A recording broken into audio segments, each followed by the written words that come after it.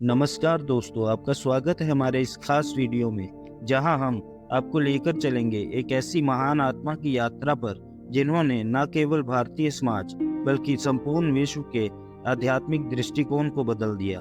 जी हाँ दोस्तों, हम बात कर रहे हैं श्री रामकृष्ण परमहंस की, जिनका जीवन और शिक्षाएं आज भी अनगिनत लोगों के जीवन को प्रेरणा देती हैं। रामकृष्ण परमहंस का जन्म 18 फरवरी 1836 को बंगाल के हुगली जिले के कमारपुकुर नामक गांव में हुआ।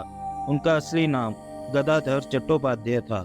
उनका जन्म एक साधारण लेकिन धार्मिक ब्राह्मण परिवार में हुआ। उनके माता पिता क्षुदीराम और चंद्रमणि देवी गहरे धार्मिक और भक्तिपूर्ण स्वभाव के थे। रामकृष्ण का बचपन बिल्कुल सहज और सरल था। उनका मन बचपन से ही धार्मिक और आध्यात्मिक चर्चाओं में लगता था। वे बचपन से ही देवी देवताओं की मूर्तियों से बात करते थे, जो उनके भीतर ईश्वर के प्रति गहरे प्रेम और समर्पण का प्रतीक था। एक घटना जो उनके बचपन की है वो तब की है जब वे खेतों में खेल रहे थे और अचानक आसमान में काले बादल छा गए। जैसे ही उन्होंने एक सफेद बगुले को आकाश में उड़ते देखा, वे अचेत अवस्था में गिर गए। यह घटना उनके गहरे ध्यान और ईश्वर के प्रति उनके आंतरिक संबंध का पहला संकेत मानी जाती है। बचपन से ही रामकृष्ण परमहंस का मन सांसारिक गतिविधियों में नहीं लगता था। उन्हें केवल ईश्वर की खोज और भक्ति में संतोष मिलता था। जब उनके बड़े भाई राम कुमार चट्टोपाध्याय को दक्षिणेश्वर काली मंदिर में पुजारी की नौकरी मिली, तो वे रामकृष्ण को भी साथ ले गए। धीरे धीरे रामकृष्ण खुद भी माँ काली के भक्त बन गए और उन्हें देवी के रूप में गहन अनुभूतियां प्राप्त होने लगी। रामकृष्ण ने दक्षिणेश्वर में माँ काली की उपासना को ही अपने जीवन का मुख्य केंद्र बना लिया। वे घंटों माँ काली की मूर्ति के सामने ध्यान मगन रहते और कभी कभी ध्यान की ऐसी अवस्था में चले जाते कि उन्हें बाहरी दुनिया का कोई भान ही नहीं रहता था। उनकी साधना के दौरान एक दिन उन्होंने इतना गहरा अनुभव किया कि रोने लगे और माँ काली से साक्षात दर्शन की मांग की। उनकी यह भक्ति और समर्पण इतना गहरा था कि उन्होंने कहा, यदि मुझे माँ के दर्शन नहीं होते तो मैं अपने प्राण त्याग दूंगा। तभी उन्हें माँ काली के दर्शन हुए, जिसने उनकी आध्यात्मिक यात्रा को एक नई दिशा दी। रामकृष्ण परमहंस ने कभी भी केवल एक धर्म या एक विचारधारा को सर्वोपरि नहीं माना। उन्होंने सभी धर्मों का सम्मान किया और खुद भी कई धर्मों की साधना की। उन्होंने केवल हिंदू धर्म ही नहीं बल्कि इस्लाम, ईसाई धर्म और तांत्रिक साधना की भी अनुभूतियां प्राप्त की।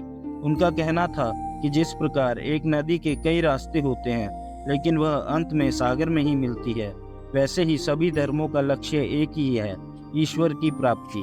रामकृष्ण परमहंस ने इस्लाम की साधना करते समय खुद को एक मुस्लिम के रूप में देखा। उन्होंने नमाज पढ़ी और कुरान का अध्ययन किया। इसी तरह ईसाई धर्म की साधना करते समय उन्होंने प्रभु यीशु के प्रति गहरा प्रेम महसूस किया। इन अनुभवों ने उन्हें यह समझने में मदद की कि सभी धर्मों के पीछे एक ही सत्य है और वह है ईश्वर की अनुभूति। रामकृष्ण का विवाह शारदा देवी से हुआ, जो बाद में मां शारदा के नाम से विख्यात हुई। हालांकि उनका विवाह एक पारंपरिक रूप में हुआ, लेकिन उनका संबंध एक आध्यात्मिक स्तर पर था। रामकृष्ण ने शारदा देवी को मां के रूप में देखा और उनके साथ उनका जीवन एक दिव्य सहयोग में परिवर्तित हो गया। शारदा देवी ने न केवल रामकृष्ण के आध्यात्मिक कार्यों में उनका साथ दिया, बल्कि उनके शिष्यों को भी मार्गदर्शन दिया। रामकृष्ण ने हमेशा कहा कि शारदा देवी में देवी का निवास है और उनके माध्यम से ईश्वर की कृपा मिलती है। माँ शारदा देवी ने जीवन भर सादगी और सेवा का आदर्श प्रस्तुत किया। उनके जीवन और शिक्षाओं ने लाखों लोगों को प्रेरित किया। वे रामकृष्ण के विचारों को जीवंत रखने वाली एक अद्वितीय शक्ति बन गई। रामकृष्ण परमहंस के शिष्यों में सबसे प्रमुख स्वामी विवेकानंद थे। स्वामी विवेकानंद, जो शुरू में तर्कवादी विचारों के थे, रामकृष्ण के संपर्क में आने के बाद उनके सबसे प्रिय शिष्य बन गए। रामकृष्ण ने विवेकानंद को सिखाया कि केवल बौद्धिक ज्ञान ही पर्याप्त नहीं है, बल्कि भक्ति और सेवा का मार्ग भी अपनाना आवश्यक है। विवेकानंद ने रामकृष्ण से यह सीख ली कि मनुष्य की सच्ची सेवा ही ईश्वर की सेवा है। उनके माध्यम से रामकृष्ण के विचार पूरी दुनिया में फैल गए। विवेकानंद ने अमेरिका के शिकागो में विश्व धर्म महासभा में रामकृष्ण की शिक्षाओं का प्रचार किया, जो आज भी प्रेरणा का स्रोत है। स्वामी विवेकानंद ने रामकृष्ण की शिक्षाओं को संगठित रूप से आगे बढ़ाने के लिए 1897 में रामकृष्ण मिशन की स्थापना की।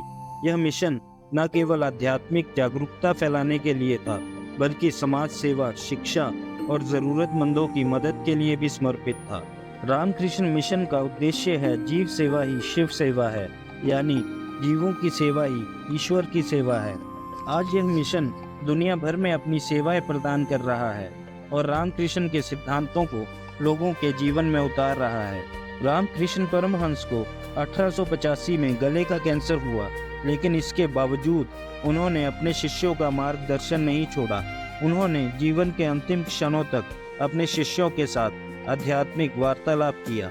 16 अगस्त 1886 को उन्होंने महासमाधि धारण की और इस नश्वर संसार से विदा ले ली।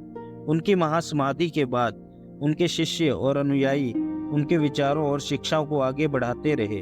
रामकृष्ण का यह विश्वास था कि भक्ति, सेवा और साधना के माध्यम से ही जीवन का सर्वोच्च उद्देश्य प्राप्त किया जा सकता है। रामकृष्ण परमहंस की शिक्षाएं सरल और सच्ची थी। उन्होंने कहा, सभी धर्म सत्य हैं और हर व्यक्ति अपने मार्ग से ईश्वर को पा सकता है। उनका यह विचार था कि हर व्यक्ति के भीतर ईश्वर का वास है और उसे पहचानने के लिए केवल भक्ति और प्रेम की आवश्यकता है। रामकृष्ण परमहंस ने हमेशा सिखाया कि ईश्वर केवल मंदिर, मस्जिद या चर्च में नहीं है, बल्कि हर व्यक्ति के हृदय में रहते हैं। उनके प्रमुख उपदेशों में पहला है, सभी धर्म समान हैं। रामकृष्ण ने कहा कि ईश्वर एक है, चाहे हम उसे किसी भी नाम से पुकारें। सभी धर्म एक ही ईश्वर की ओर ले जाते हैं। उन्होंने सभी धर्मों का सम्मान किया और बताया कि हर धर्म का लक्ष्य मनुष्यों को ईश्वर से जोड़ना है। दूसरा है भक्ति और प्रेम का मार्ग। उनका कहना था कि ज्ञान, कर्म और योग के साथ साथ भक्ति का मार्ग सबसे सरल और सशक्त है। ईश्वर को प्रेम और भक्ति से पाया जा सकता है, यह उनका मुख्य सिद्धांत था। उनका तीसरा उपदेश है स्वार्थहीन सेवा। रामकृष्ण ने यह भी सिखाया कि ईश्वर की सेवा सबसे सरल तरीके से जीवों की सेवा के माध्यम से ही की जा सकती है। जीव सेवा ही शिव सेवा है। इस विचार के माध्यम से उन्होंने लोगों को परोपकार और समाज सेवा की दिशा में प्रेरित किया। उनका चौथा उपदेश है आध्यात्मिक साधना। उनके अनुसार मनुष्य के जीवन का अंतिम उद्देश्य आत्मा की मुक्ति और ईश्वर की प्राप्ति है। इसके लिए सतत साधना और आत्म अन्वेषण की आवश्यकता है।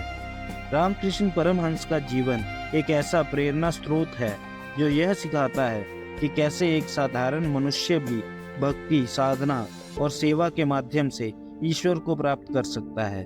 उनकी सिखाई गई शिक्षाएं, चाहे वह धर्म की एकता हो, भक्ति और प्रेम का महत्व हो या फिर परोपकार का आदर्श, आज भी मानवता के लिए अत्यंत प्रासंगिक है।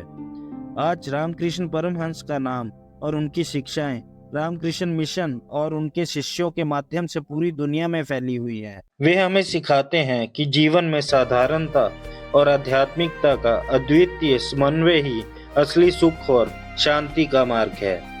तो दोस्तों, यह थी महान आध्यात्मिक गुरु श्री रामकृष्ण परमहंस जी की अद्भुत और प्रेरणादायक यात्रा।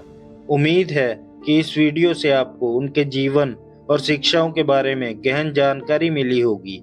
अगर आपको यह वीडियो पसंद आया हो तो इसे लाइक करें, शेयर करें और हमारे चैनल सोशल श्रब्स को सब्सक्राइब करना ना भूलें। अगले वीडियो में फिर मिलेंगे एक और महान आत्मा की यात्रा के साथ। धन्यवाद।